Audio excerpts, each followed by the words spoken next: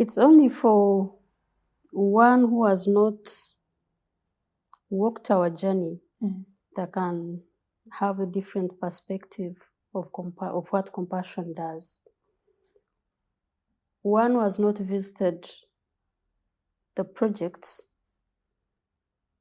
the children's homes, seen where they come from, what happens at the projects, how their lives transform from the time they are registered into compassion, raised to probably our level.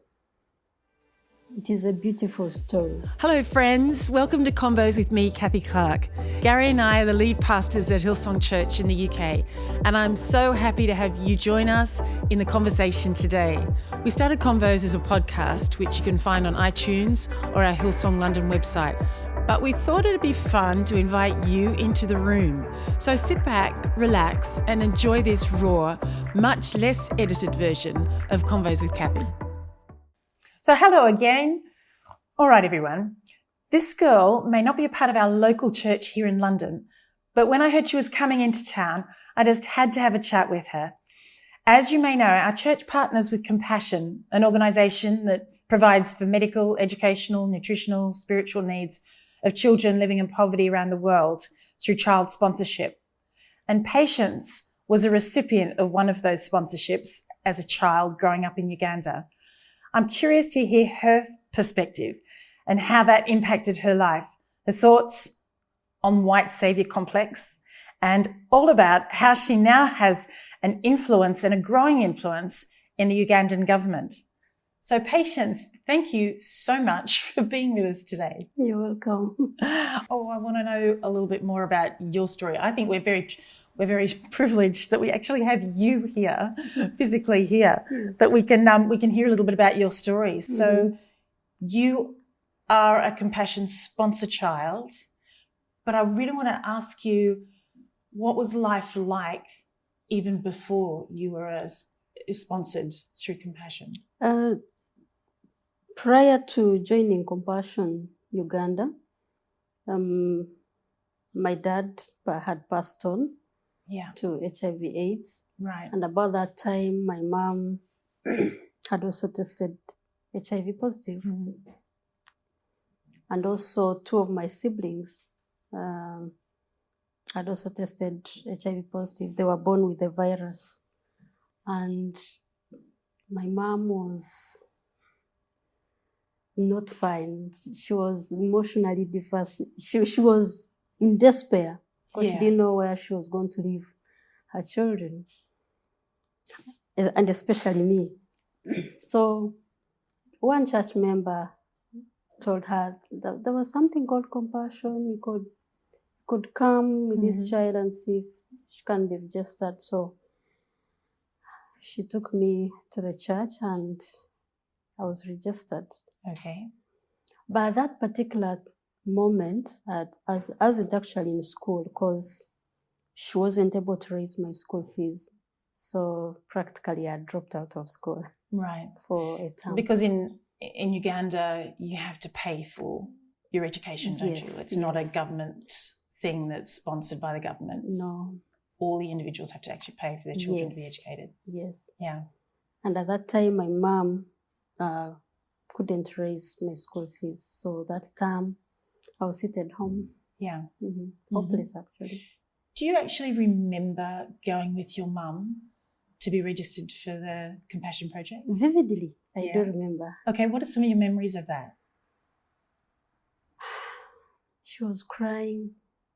Your mum was crying? Yes. She was explaining her situation and all the signs of AIDS were already out, you could see.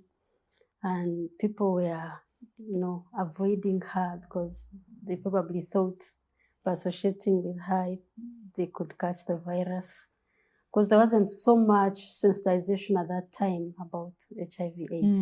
Even as the children were being stigmatized, they thought that probably somehow I could be, HIV positive by association with my mother. So people were not so much comfortable associating with a child of an HIV patient. Yeah. Mm-hmm. All right. So you just remember her being emotional, crying, Yes. telling her story and her Yes. situation. Yes. At that stage, were you the only child? No, we were 4. There were 4 of you? Yes. All right. 2 girls, 2 boys. Are you the oldest or the? Yes, I'm the oldest. Okay. Yes. Mm-hmm. All right. So when you finished that compassion registration Mm-hmm. moment, then what happened? Well, I remember we went back home. For me as a child, I didn't understand what it meant, really, because I'd never heard of a charitable organization. That was my first time to hear about such a thing. So I went back. At that time, I think some resources were mobilized, and then what I remember is that I went to school. Yeah. But I went to school when the term was actually ending. We had like 1 week to end the term. Right. And then I came back home. Mm-hmm. Yes. I find it funny going to school for 1 week. So how old were you at this stage? Pardon? How old were you at this age? Yes, I was 12 years old. You were 12 years old? Yes. Yeah. And shortly after that, a few months after that, my mom passed on. Okay. Mm. So you were 12. Your father had already passed away to AIDS. Mm-hmm. Your mum then passed away to AIDS. Yes. Oh gosh, I'm just trying to imagine what you may have been thinking. What was going through your mind? What I was thinking about there were 2 things. Yeah. My siblings and our education, especially mine, because I knew that if I got an education, completed my studies, I would come at some point, I would be very much able to assist my siblings. Yeah. Yeah. Mm-hmm. But as time went on, of course, they fell sick, they passed on to AIDS. Okay, so you lost some of your siblings to AIDS as well? Yeah, 2 of them were born with the virus. Right. So we remained 2, me and my follower, my brother. Mm-hmm. So I struggled with him through school. I was paying school fees for him from what I would call subsistence fee, or if I got transport money, Mm-hmm. I'd instead keep it and decide to work so that I save that money to pay my brother's school fees. Right. Were you just a child-led family at that stage, or did you have grandparents or aunts or uncles that would step in and help to support you? At that moment, when mommy passed on, we were taken up by our aunt, her sister, mm-hmm. who also was a widow. Right. And we stayed with her. Yeah. Actually stayed with her, and my brother went to the village to stay with our grandparents. Right. Meanwhile, my grandmother had passed on 2 weeks before my mother, after learning that my mother was HIV positive and she was terminally sick. So she got a heart attack, and one morning she couldn't wake up. Oh, wow. Yeah. So I started staying with my aunt. But my aunt also was struggling as a widow, and she was sickly with AIDS. And one of her children was also born with, actually 7 of her children were born with HIV, but they had been passing on. Yeah. They had been passing on, except 2, Barbara and Ian. Barbara was alive, but she was HIV positive as well. And then my aunt passes on. Oh my goodness. That's just one major trauma after the other for you and your family and your brother. It's actually my aunt's passing on that affected me so much. You what? What was that? You That was very difficult. It's okay. You don't need to talk about it if you don't want to. Were you close to your aunt? So much. Yeah. Actually, for a long time, I thought she was my mom. Right. So when she passed on, Mm-hmm. it affected me so badly. Yeah. Up today. Mm. Was compassion in your world at that stage? Yeah, but because I just joined compassion, Yeah. and I was a bit timid, and I was overwhelmed by what was going on in my life. Yeah. Because now I'd become a mother to myself, my brother, and my aunt's children. Oh my goodness. Okay, yeah. Who were much younger. Mm-hmm. But I didn't give up. Now we had to move from the house we were staying in with my aunt and went to live with my uncle, who was my mom's brother, with his wife. Mm-hmm. Life there wasn't good at all, because even when we were in a family setting where you expect, things to be smooth, you expect at least to feed, to clothe up. That's not what it was like. It wasn't? No, because I had to, I would labor, like I would wake up from 4 a.m., start doing house chores, work, and then go back to bed at 2 a.m. Hang on a minute. You would wake up at 4 a.m. in the morning. Yes. To do the chores. Yes. And then you would go to bed again at 2 a.m. Yes. So that means you have 2 hours sleep. Yes. How long did you have to do that for? To me, it looked like forever. Yes, of course, yes. Every day was like forever. Yeah. Then I shared with the compassion staff at our project. Right. And they took me to boarding school. Okay. Now, it was also very difficult because I was leaving children in not very right hands. And yet I also had to go to school for my education and concentrate. So I remember there are things you go with in boarding school, like scholastic materials, like books, books, yeah, sugar, soap, what. Okay. I had to forfeit some of those things and leave them for my aunt's children to be using while I'm away. Okay. Yes. All right. So they were things that you should have taken to school with you, but you left at your aunt and uncle's. I left them for my auntie's children the children to be using, because I knew they would not be having anything to use, because even the food I would cook food, I'd prepare food, but then I would have to go out to look for our own food. Oh.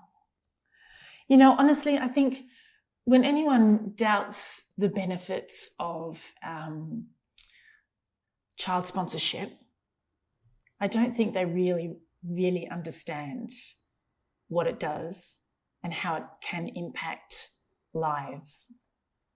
So with compassion and having compassion staff there for you to be able to go and talk to, so eventually you were opened up to them and discussed with them how life was for yourself, then they were able to step in and make a difference. Yes.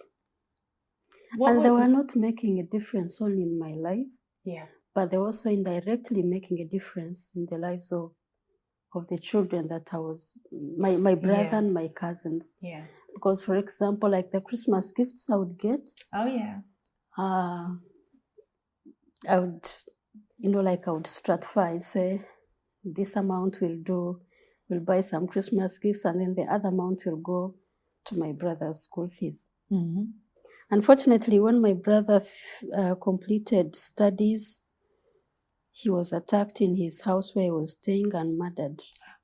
Oh, wow, that must have been hard for you. Yeah, it was very hard.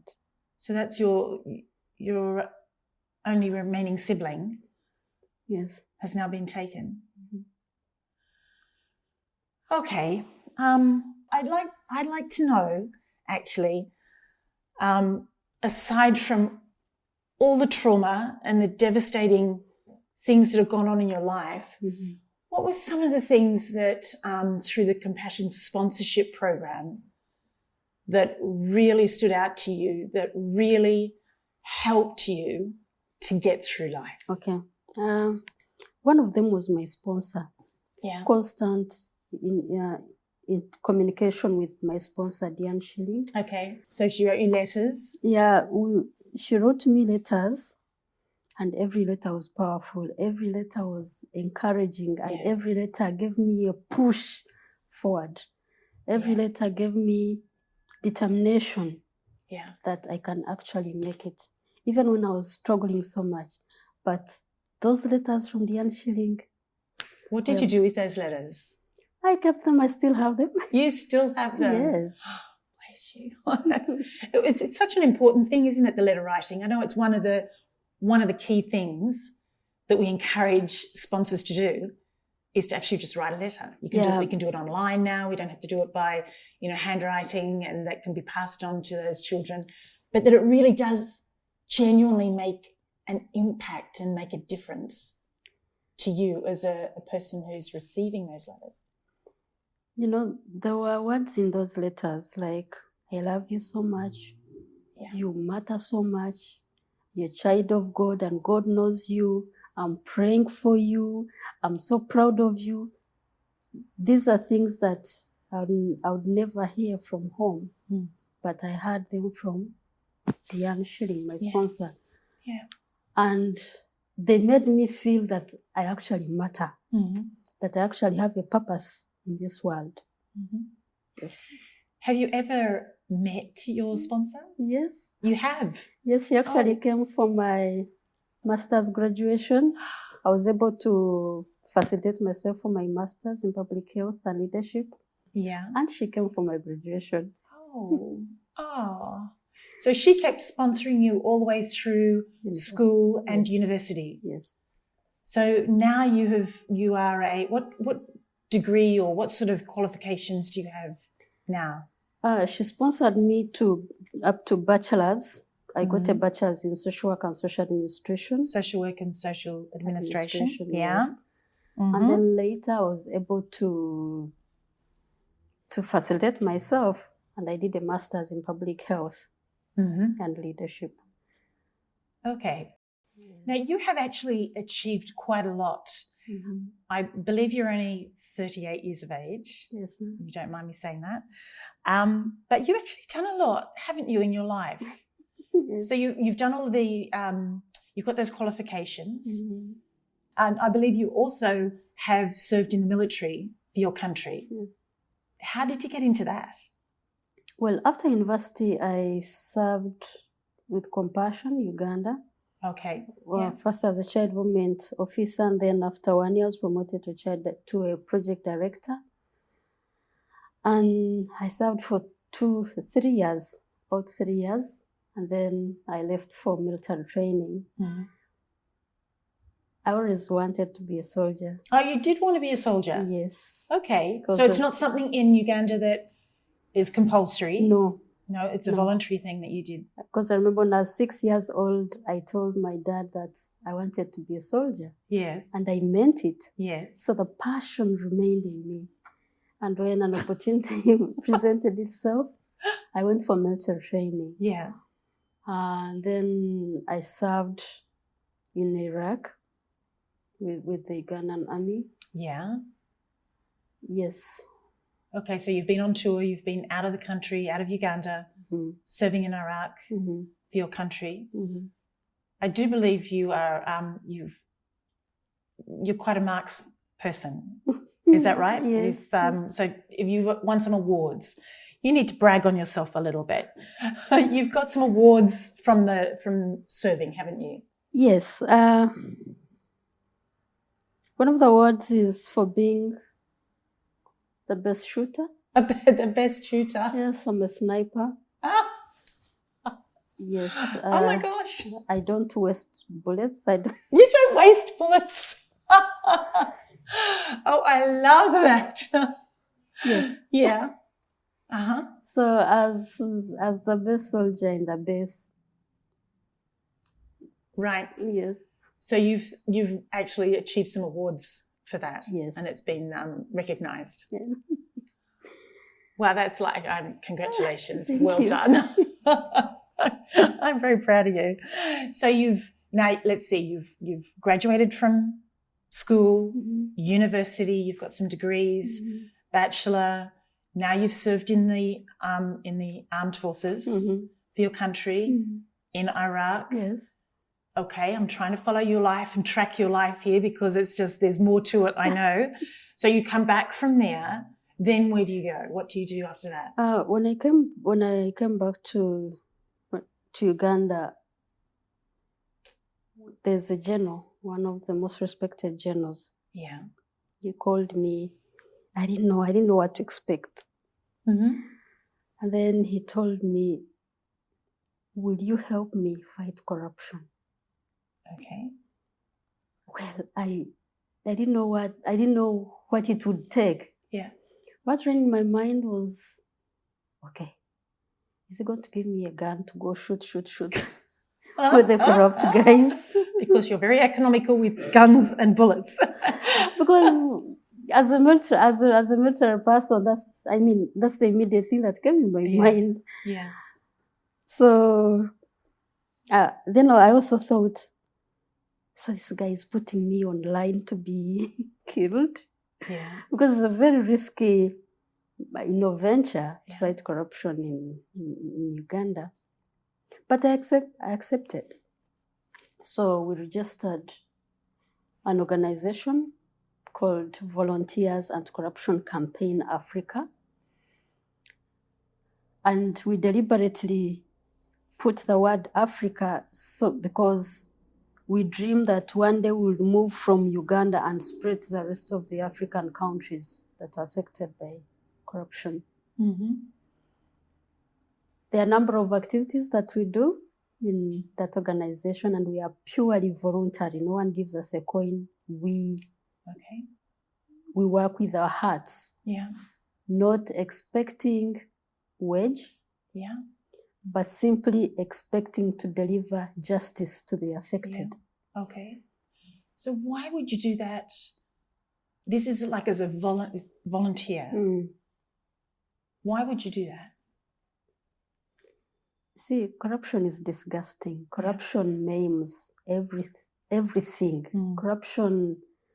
Corruption cuts short of people's lives. I actually call it genocide. Mm. I equate corruption to AIDS because it affects just about anyone. Mm-hmm. And everyone, if you're not careful, young, old, everyone. Yeah. Why I equate it to AIDS is because it kills indiscriminately. And it's not the AIDS of the acquired immune deficiency syndrome, but rather acquired integrity deficiency syndrome. Okay, yeah. Mm-hmm. And because I know the devastation that AIDS has caused me and my family, so I feel there shouldn't be something like that, something similar to that. Yeah. Because I saw injustice in my family when our parents passed on. I feel no one should go through the same. I feel everyone should enjoy justice.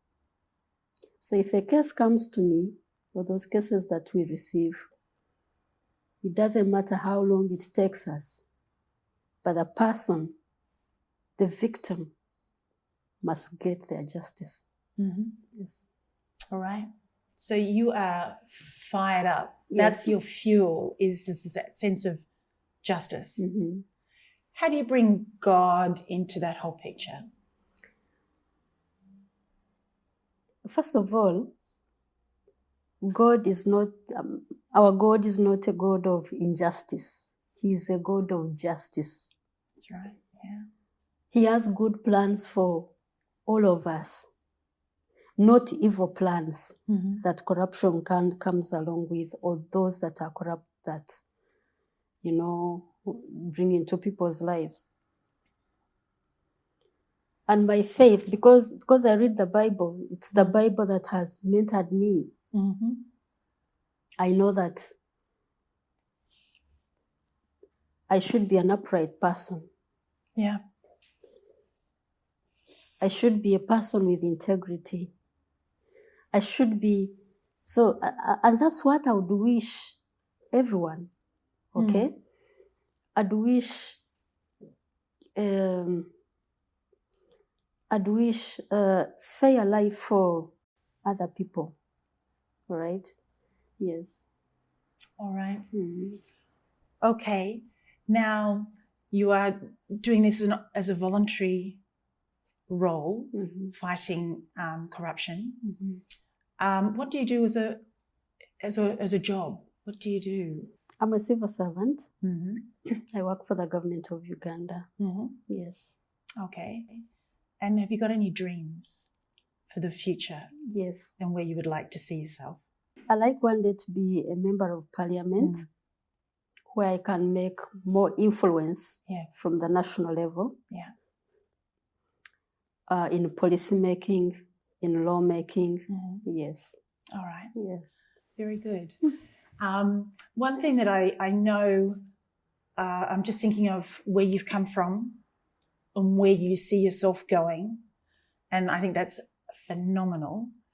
And that your life is so, so valuable in God's eyes.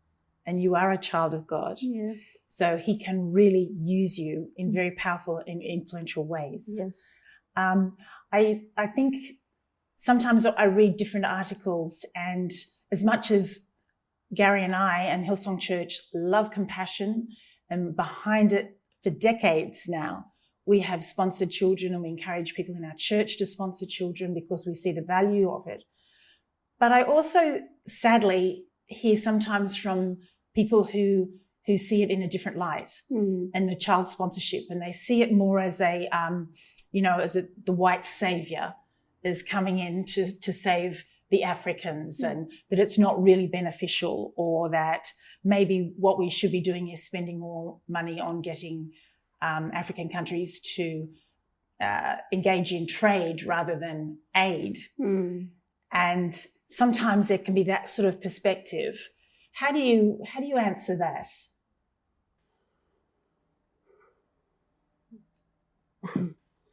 It's only for one who has not walked our journey that can have a different perspective of what compassion does.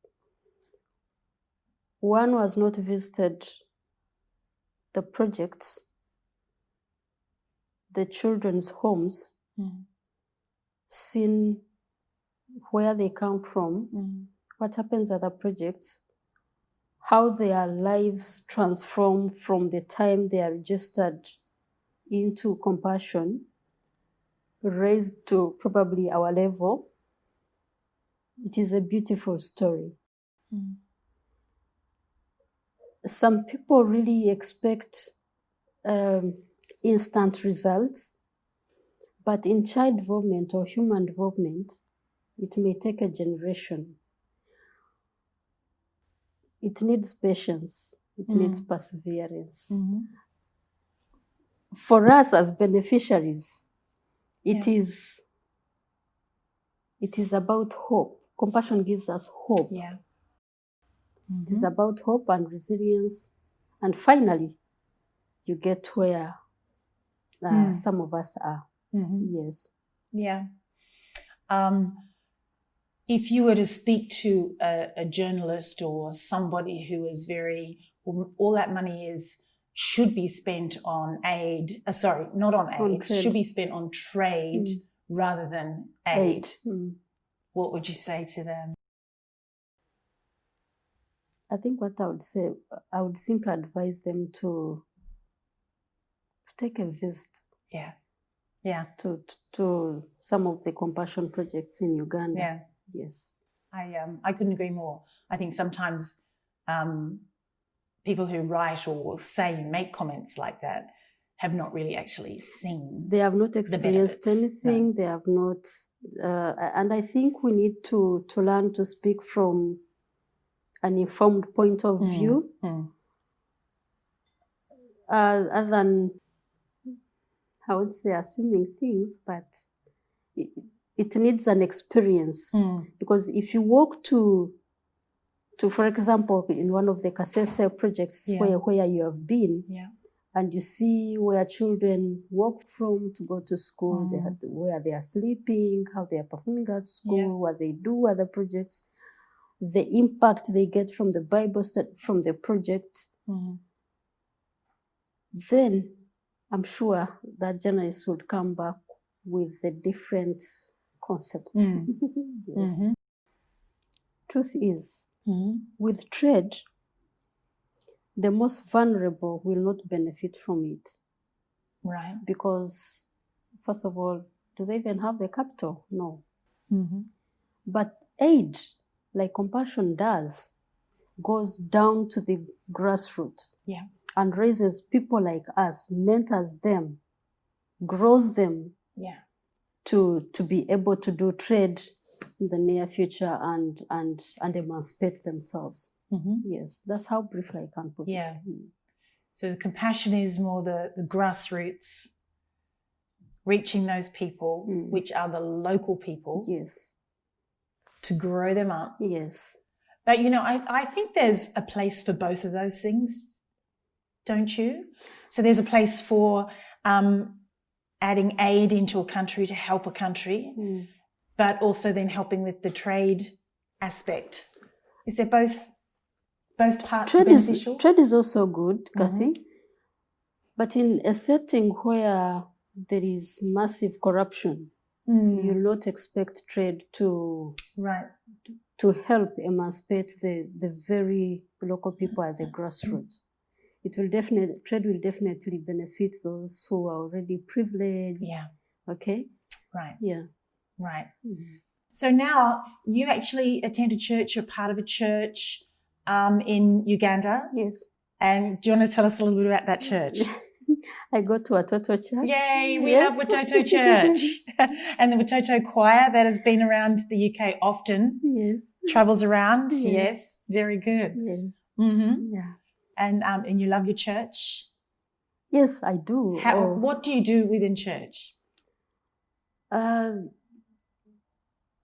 Because of my busy schedules, my official work and corruption work, so right now, I apart from giving donations, there isn't much that I'm really doing actively or physically. No. Yeah. But you love Jesus. I love Jesus. You love your church. I love my church. And I know your church is actually growing because I've been to Watoto Church as well in Uganda a number of times. Yes.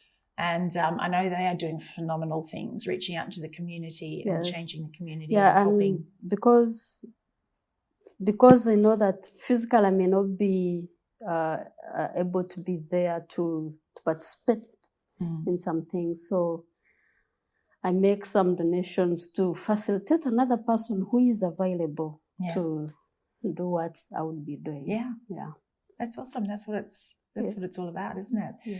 So I love the fact your story, it's almost come around full circle in that you were once a child that really, you lost your parents at a young age, you lost your aunt at a young age, you were living in a situation that wasn't so great with maybe an uncle, you were trying to care for your brother, your cousins, you were destitute. Compassion stepped in and helped you. Yes. And now you are you've grown up, you're a mature adult. Yes. Now you are helping and giving and donating towards your own church, which is going out and helping Actually, others? not just the church. I'm paying school fees for young people at university that I'm not related to at all. Mm-hmm. These are young people that completed what we call senior 6 in Uganda, and they were stranded. They could not, go further with their studies. And it's at that point that I have come in their lives to help them achieve their dreams. And my first question usually is, what did you ever want to be in your life? The first answer they give me, I just tell them, go pick application forms from university and apply for that course. So I'm paying school fees, tuition for Gilbert, who is doing medicine right now. Yeah. Another one is somebody who is completing accounting at university. Another one is completing a bachelor's of education. Another one is doing tourism, leisure and tourism at university. Yes. It's amazing. That's fantastic. Are you married yourself? Yes, I am. And do you have any children? I have one. You have one child? Yes. How old's that? He's 9. He's 9. And what does he want to be when he grows up? Does he know? He says he wants to make robots. He wants to make robots. Robots. Well, he probably will if he's got a mum like you. Very good. All right, then, Patience, I have absolutely loved listening to you and loved hearing your story. I want us to wrap up. I think you've got a very good name, by the way, and you seem to be the epitome of patience in your life and what you've been through and how you are continuing on and believing for great things in the future. But I'm just wondering, I'd love to ask you if you feel like God is speaking to you about anything particular at the moment.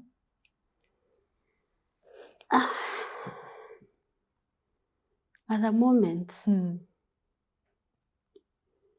all I want the cases I have at hand, the cases of the victims I have at hand, to get justice. Right. I don't know, that's what I keep thinking about, all day, all night. Yeah. Yes. You asked me about God and the Bible and what I'm doing. The Bible tells us to plead the case of the widow and the oppressed. It does, yeah. Yes. And that's one of the verses that really push me. Go plead their case. Go plead their case. Yeah. Yes. Recently, I've been thinking of doing better, and I'm like, God, what do I do? Do I go and study law because I need legal knowledge to pursue, to do this anti-corruption work, or do I actually proceed and do my PhD? So I'm praying for that. I'm praying about that. You didn't ask me about some of the cases we've handled. We have handled some very interesting cases in our work. Yeah. This was with the anti-corruption? Yes. Some of them are very risky to talk about. Okay. Yes. Some of them include pensioners. For example, right now we are handling a case of a pensioner who retired in 1993. And up to date, he has never received his pension money. Okay, yeah. That's 26 years. Can you imagine that? And I'm glad that that case is with us now. Yeah. It's in our hands. Yeah. That man must get his money. Yes. It doesn't belong to anyone else. it belongs to him and not any other. He will get it. I love that. Yes. So I think we're going to wrap up there. But I love your fierce sense of justice. And you know that God is a God of justice, and that you're going to keep fighting and fighting for the people that you serve to get justice, however that looks. There was another one. There are very many, but okay, you'll see how Another to one. cut. Go for it. Tell us. There are very many cases that we've handled. First of all, right now we do training. We train volunteers from all walks of life, whether educated or educated, we don't mind. We train them, we equip them with anti-corruption skills. And right now we have 2,700 volunteers spread across the country. Right across Uganda? Yes. Yeah. So they detect corruption, report to us, and then we swing into action. Yeah. One of the very many cases was a case where a government officer woke up one morning and thought the village across his home was, he thought it would be very good if he owned all that land. So he woke up one morning and evicted 700 people from that village and took the land. So people were now homeless. They became internally displaced. And who gets more affected? It's the children and the women. So we battled with that until those people settled back. There are many other evictions that have taken place. We have intercepted medical supplies being sold to the neighboring Congo, Democratic Republic of Congo, and we have had those medical supplies come back to the government health centers. Oh God, that's what we do. It's a battle. So it's a constant battle, isn't it? Yes. Yeah, there's lots, and it's not going to go away. Yes. But that's quite phenomenal that you've mobilized, did you say, 2,700 volunteers. Yes, and we are still training more. And you're training them to help you with the anti-corruption. Yes. So you've got such an incredible story to tell. So keep going. Don't stop. I will not stop. We're behind you. Thank you. We're believing the best for you. Thank you. Well done. Okay. Well, that's it for today. Thanks for joining us. We'd love to hear from you too. Check us out on Instagram at Convos with Cathy. If you have any questions or thoughts about what we've talked about today, or even suggestions of a topic you'd like to hear about, feel free to DM us.